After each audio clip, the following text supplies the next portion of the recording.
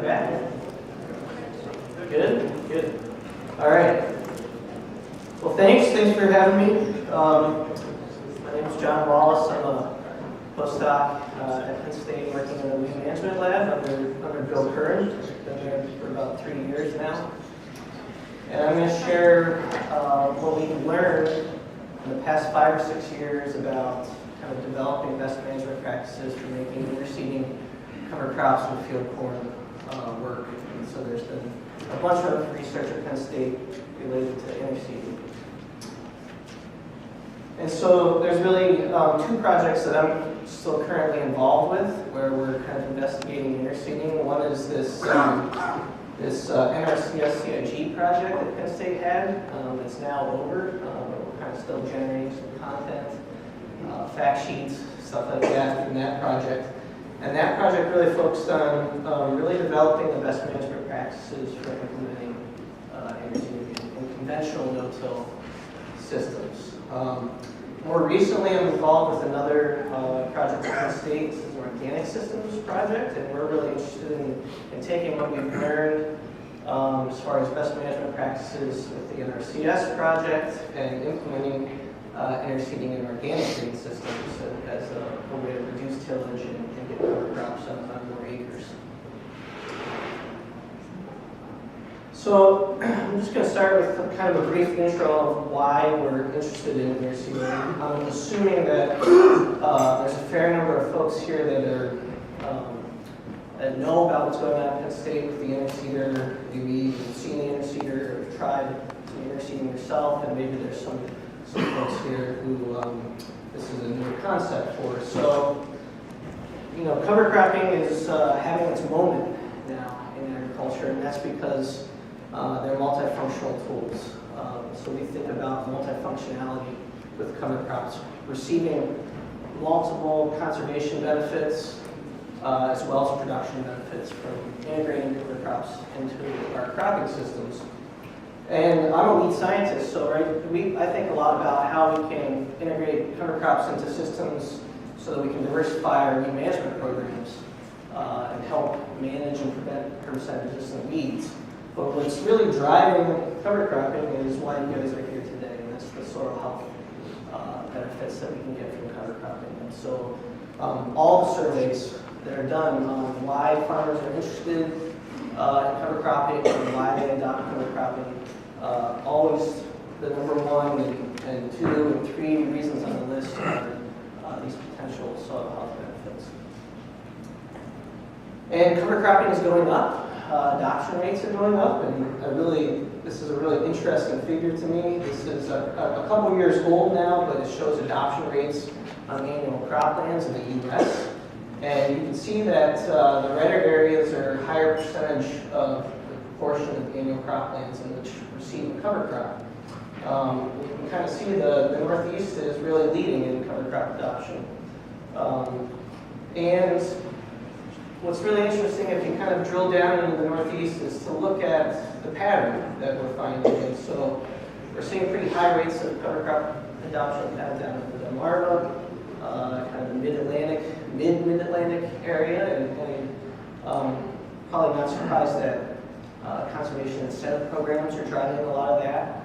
But as you kind of move north into central Pennsylvania and even further north into the Northeast, cover cropping adoption rates are pretty low, so below 10%, which suggests that there's potential for more cover cropping, but it also begs the question why? Why are adoption rates low in these areas? And so if you go back to the survey data, it's pretty obvious one of the major reasons why cover cropping is low in some areas is because of these really narrow growing season window constraints for getting cover crops established in particular corn and soybean rotations. And so farmers may try to get cover crops established in those situations, but become frustrated because of poor establishment or just lack of time to establish cover crops after these late season field crops. And I think this figure does a really nice job of driving home that point. So this figure right here is a simulation study that was done of what is the biomass potential of cereal rye if we try to post-harvest seed cereal rye after field corn using the average dates of harvest for field corn throughout the northeastern region and the Midwest, and then transitioning into soybean, terminating soybeans when they're typically, or terminating cover crops before soybeans when that's typically done. And you can see that these colors are different, but the trend is quite similar. So southeastern PA, we just have a longer growing season, greater potential in getting cover crops established and growing bigger cover crops because more growing degree days. So where you might be able to get 3 tons of dry matter biomass out of a cereal rye crop in southeastern PA, as you move north, the potential becomes much lower. So you guys all understand this, but that puts a pretty fine point on the challenge of integrating cover crops in your systems. And so really it comes down to the lack of a fall growing season and just fewer growing degree days to get the cover crop established post-harvest seed. And so this is a problem because we've learned this morning about all the benefits of having soil cover, living roots in the soil. And we're trying to avoid these situations where we're going into winter months without cover established. And so there's this real renewed interest in using relay cropping techniques to establish cover crops. And I would say renewed interest because this has been done before. This is not a new concept. Greg Roth, an agronomist at Penn State, he loves to pull this bulletin out of a 1947 Penn State Extension article that suggests that we can come in at about the B5 stage in corn. This would be till ground. In 1947, it would be organic, and they can pretty routinely get cover crop established after last cultivation. And so this is something that has potential, but there's been a lot of kind of farmer-led innovation on improving tools that we can use to get cover crops established. And so one of those is one kind of strategy is to kind of come in mid to late season with these modified kind of high boy seeders. So this is one out of Western New York, Don Jenkins. Adaptation of that, Charlie Martin here in Pennsylvania, I believe, has a high boy interseeder. And another strategy is to establish the cover crops earlier. And so this is the strategy that Penn State's been interested in.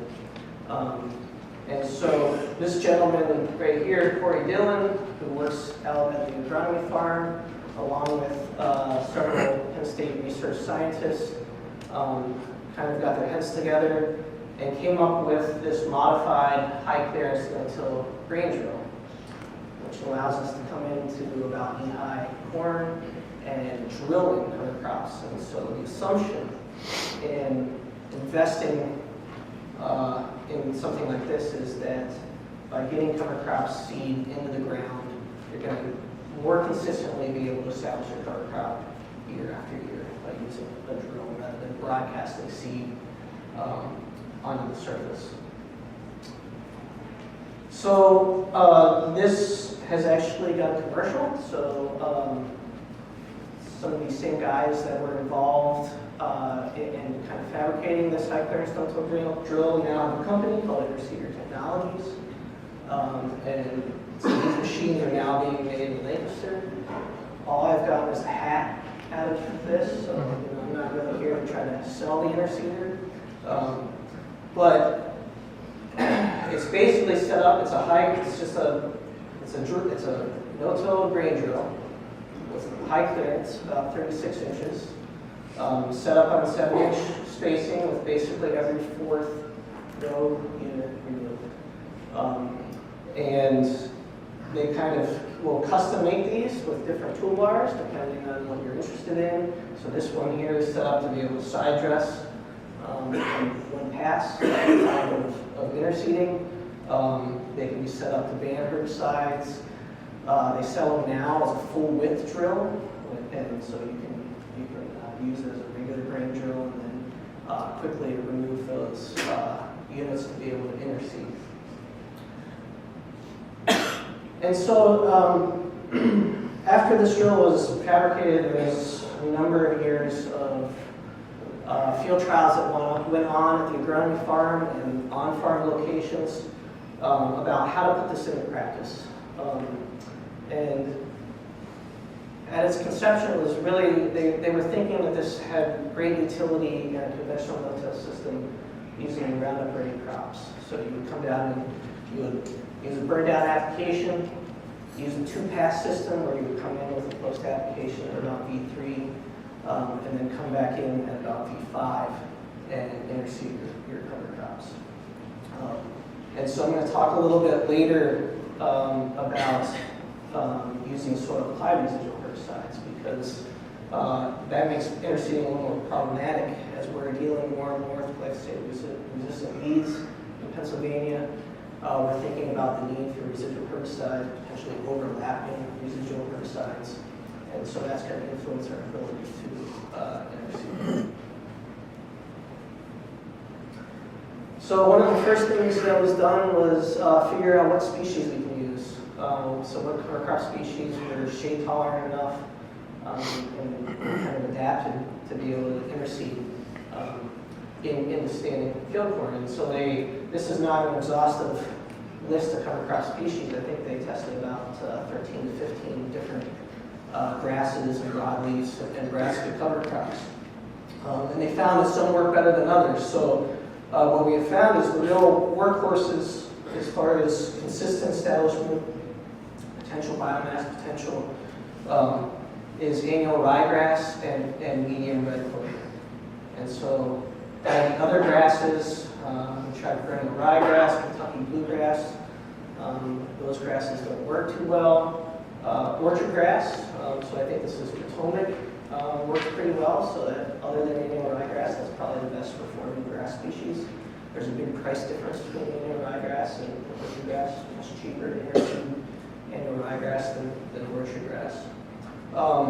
So medium red clover, really consistent establishment when interseeded. Crimson clover does fairly well.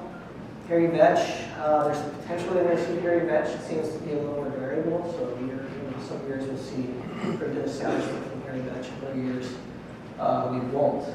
Out of the brassicas, forage radish does quite well in the interseeded system, and so we actually have been using forage radish in a number of our trials as well.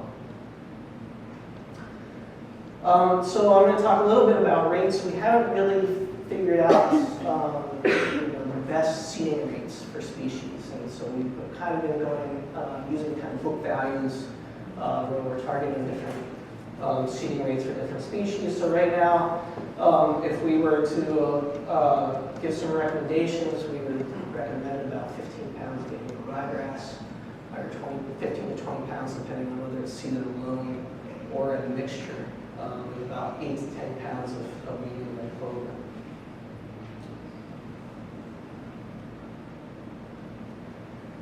Another, everybody is interested in mixtures. We've heard a little bit about mixtures today. Diverse cover crops, you get more diversity in the cover crop mixture, potential for multiple benefits in the cover crop mix. And so there's real interest in people that are thinking about interseeding and using mixes. And so we really need to do more work on finding the best mixes in interseeding system. We've just kind of started that. So this is just some data from one year field trial that we did out of Rock Springs at Penn State this year. You can see that if we're using annual ryegrass and red clover in a 50-50 mix, that definitely looks like 10 pounds is too low, and once you hit 15 to 20 pounds, you're probably doing pretty well. Another question that we get from growers as they become interested in interseeding is, am I interseeding a weed? So is there going to be a yield drag if we interseed? And so we've been looking at that as well. And so this is a couple of years of field trials done at Rock Springs. And you can see what we've done is we've interseeded at different growth stages of corn. So from the V2 stage, which is pretty early, up through the V6 stage. V6, you're starting to push whether you can get through the field. And this is cover crop biomass, kind of taken in late fall at harvest or shortly after grain harvest. And this is grain yield. And so you can see that when we interseed at V2 or V3 stage, it certainly looks like we might be interseeding a weed. So we're seeing a signal that suggests that we're going to get a yield, you're potentially going to get a yield drag from interseeding at V2 to V3 stage. Once we hit the V4 stage, so V4 to V6, we typically don't see a yield drag when we interseed. And I would say that in all the field trials that we've done, it's more often we see a cover crop failure due to interseeding too late and the corn crop being too competitive than interseeding too early and having the yield drag from a too competitive cover crop. So this is one of these things where we can provide some ballpark recommendations, but this is going to change a little bit. The optimum window for interseeding is going to change on where you're at, what kind of growing conditions, fertility on your farm, whether you're a dairy farm or a cash grain operation. But in general, we think the V4 to V6 stage is kind of the sweet spot for interseeding. And so we did a bunch of, in 2014 and 2015, we did a bunch of field trials, both on station and on cooperative farms. I'm going to explain what these bubbles mean in the next figure, but I just want to illustrate that in all those on-farm trials, we were targeting the V5 stage for interseeding, and this is what the grain yields look like when we're comparing the no-cover crop treatment comparison to annual ryegrass or a legume mix. We're seeing no yield drags across about 14 different locations. Okay, so some of you, the NRCS guys that monkey around with GIS, probably are looking at this like, this is a pretty cool looking map. Others are probably really confused about what's going on here, so let me take a minute to explain. This is data from those 2 years of field trials that were done across New York, Maryland, and Pennsylvania. So 14 different sites.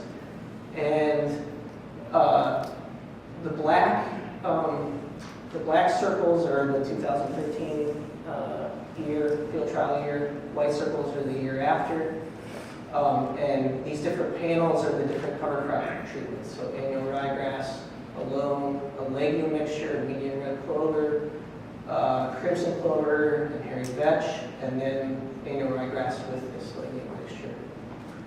And the reason why we put this together is we wanted to look spatially to kind of figure out where does interseeding work in this region.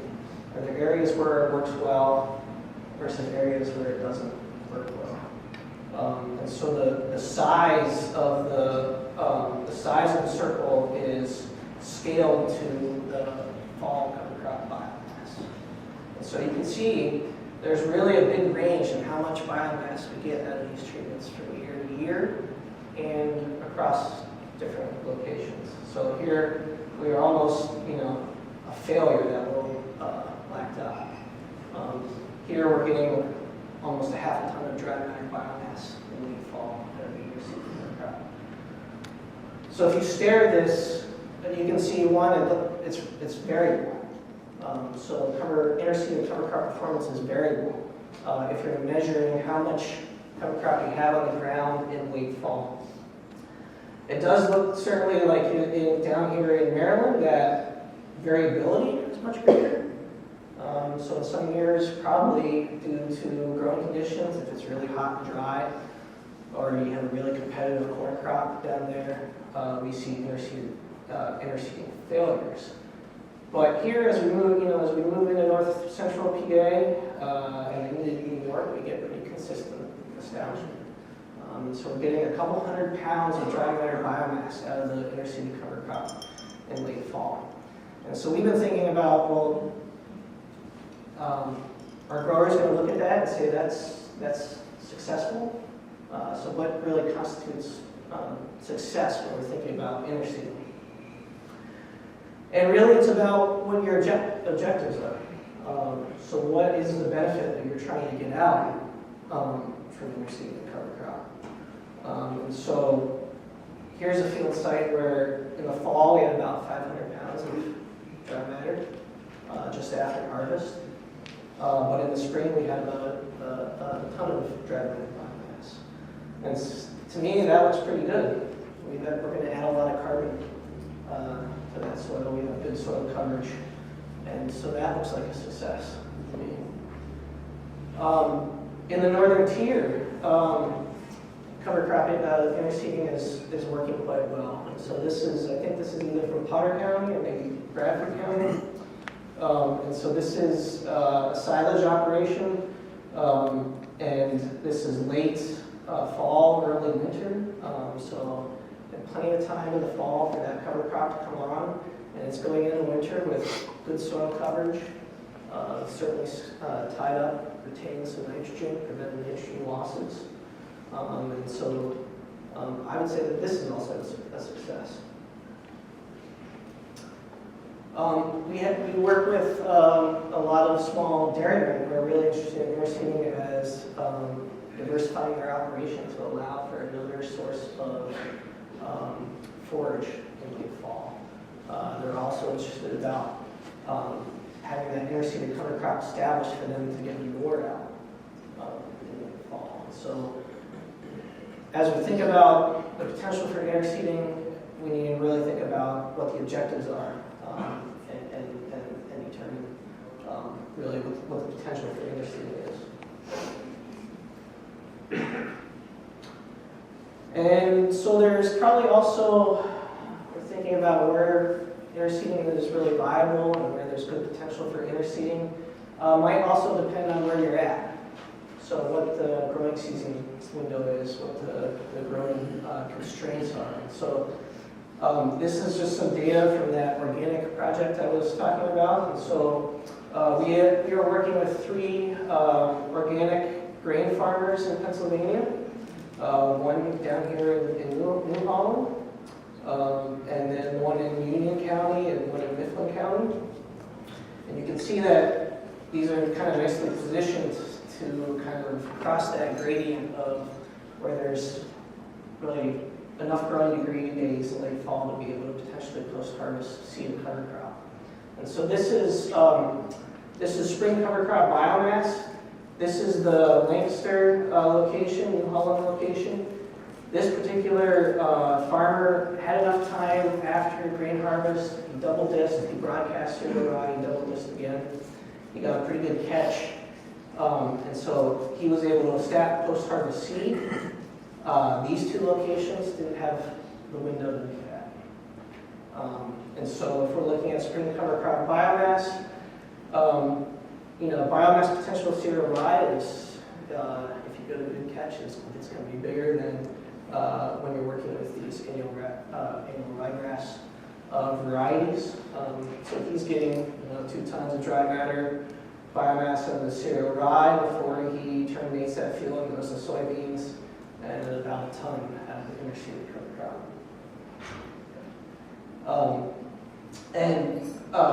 But where we're not able to post-harvest seed, we're doing pretty well.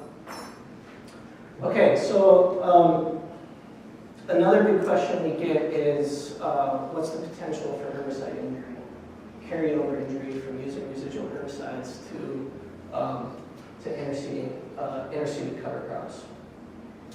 So when we apply soil-applied residual herbicides, they break down over time, and they're primarily broken down by microbes, microbial activity. And so the warmer and the wetter, in warmer and wetter years, the time for it to break down shifts this way, breaks down quicker. Drier years, we get greater persistence of herbicides. So temperature and soil conditions influence that. But with interseeding, what we're really worried about is the time between how long we have weed control and when we can safely come back and recrop. So if you're buying a residual applied herbicide, the dealer will tell you something about the potential length of weed control we get on these soil applied residual herbicides. The herbicide label should give you some indication about typically how long these herbicides persist in the soil. And so what we're interested in is finding short-lived residual herbicides that provide a couple weeks of weed control, but still allow us to come back in and successfully establish a cover crop. So you get a couple weeks of weed control, the herbicide breaks down to the point where it's no longer phytotoxic, and we're going to injure that cover crop when we come back and interseed. And so we're interseeding about 6 weeks after planting. So we need to be able to safely come in 6 weeks after planting and establish a cover crop. And you can see even short-lived residual herbicides can have a big impact. So this is this resolve herbicide is two pretty short-lived ALS inhibitors. But you can see that just a couple weeks of control did a big, made interseeding possible. So we've been doing herbicide trials for the past 4 years now. What we're trying to do is to identify herbicides where there's really a risk of injury to interseeding cover crops, and those herbicides where you're likely going to be able to get away with it and they're going to break down. And so we've been looking at herbicides applied alone, so single active ingredients. These are just the typical grass herbicides that you're going to find in corn programs. So these are the seedling shoot inhibitors. Some of you are probably familiar. Dual is very popular. So these show up in a lot of different premixes. And so what we see is, for instance, these two herbicides, Dual and Zidua, long-lived herbicides, consistently see carryover injury to annual ryegrass when we interseed annual ryegrass. Same mode of action, but these two herbicides are typically shorter-lived in the soil. So outlook and harness we can use at 1x rates and typically not see injury. So some of this information is available on our website, so you can see, you can find these charts. It is important to note, though, that we're looking at these applied alone, and these herbicides are going to show up in a number of different premixes. And so it's important to know all the herbicides that are in these premix programs that you're buying. Same thing with broadleaf herbicides. So we have a few more mode of actions that we typically work with. And so we have some really short-lived residual herbicides, like that resolve I just showed. It's going to be pretty safe. Atrazine we think is rate-based. So if you're using atrazine at a pound or below, we think you can typically get away with interseeding. If you're above that, some of these premixes are going to have 1.5 pounds of atrazine. You're going to potentially run into trouble. One of the very popular broadleaf herbicides that is used in these residual programs, Callisto, which shows up in these programs like Lumax, Z-Max, high risk for injuring medium big clover. I think based on time, we're going to skip that one. So what we're doing now is starting to actually look at putting these programs together, trying to identify pre-mixed programs that you would buy at a dealer that could be implemented in an interseeded system. So just a couple notes on that. So if you are interested in interseeding mixtures, that makes identifying a safe herbicide program more difficult. There's a trade-off. So if you're looking at broad spectrum weed control that provides several weeks of control for broadleaf weeds and annual grass weeds. We're going to have a lot harder time coming up with a herbicide program that works if you're interested in interseeding mixes. If you just want to interseed annual ryegrass, though, for instance, and you have a pretty persistent broadleaf weed control problem, Palmer amaranth coming into your area, and you need to rely on these longer-lived broadleaf herbicides like Callisto, that can potentially work. Another note, it's important to follow herbicide labels. So if you're thinking about utilizing that interseeding cover crop as late season forage, that puts you in a different position as far as being on the label. So you have to follow the recrop intervals, and if the cover crop is not on the label, then you have to follow the most restrictive recrop interval to be on label. If you're thinking about using the cover crop as a green manure, you're okay. You're taking on that risk of injury to your cover crop, but you're okay as far as the label standpoint. Okay, so just to tie all that together, a few key things about putting interseeding into practice in Pennsylvania. If you want to avoid interseeding a weed, you need to wait till about the B4 stage. You can certainly interseed too late. If the corn canopies, it becomes too competitive. So it's about finding that right timing for your operation. Choosing the right mix or the right cover crop is dependent on what your goals are, what your conservation goals are, what your production goals are. It's also going to depend on how challenging of a weed environment you're in and what kind of herbicide programs you need to are going to somewhat dictate what herbicide or what cover crops you can be able to use. And then finally, interseeding is going to produce some variable results because of the nature. We're putting these cover crops in a competitive environment with our cash crop. And so we need to understand why we see failures and adjust our agronomics based on avoiding those failures. So this timing, is corn too competitive? Can we move to a shorter season hybrid corn? Can we back off our seeding rates a little bit to allow a little bit of room for that cover crop to come to establish? Certainly, should we be thinking about adaptive management? If we're really in a dry year, we might be really wasting these seed costs in interseeding into really dry conditions. And so maybe some years we don't interseed. And then finally, thinking really hard about what the compatible herbicide programs are. So that's all I had. We have time for a question or two? One or two. Okay. Any questions from the group? Yeah. John, you didn't talk much about rye. You showed the biomass of rye at the column slide, which is very high. Since you still looked at flying it on in August, or why aren't you looking at rye as we discussed? Interseeding rye?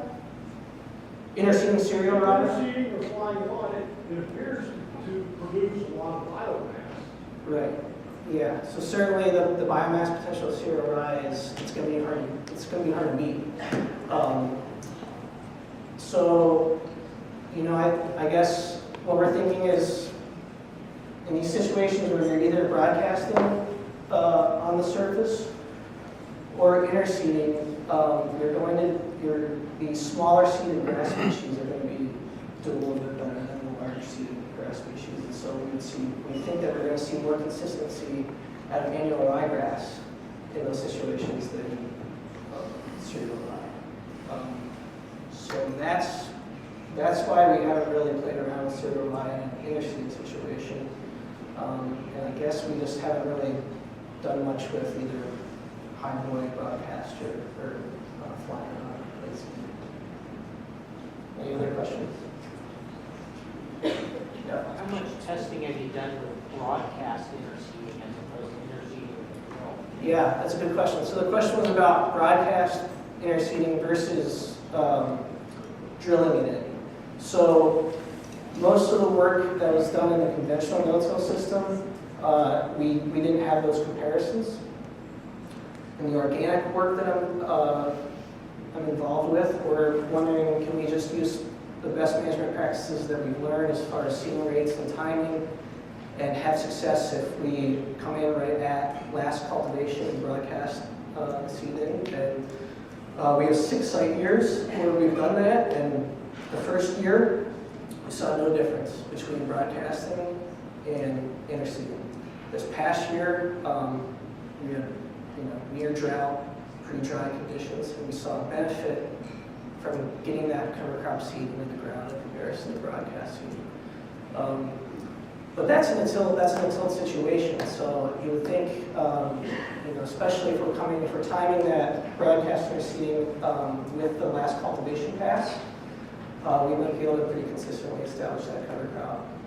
I think in no-till situations going to be quite different as far as the consistency of establishment. Yeah. Is there a certain type of seed mixtures which work better with broadcasting compared to seeding with an interseeder, vice versa? Well, so I can talk from my limited experience in that we definitely see differences in species-specific differences in whether you have success broadcasting or not in comparison to interseeding. So, for example, we've been using forage radish in these mixes, and there's a benefit in interseeding the forage radish and getting that into the ground in comparison to broadcasting it on the surface. And I attribute that to seed size.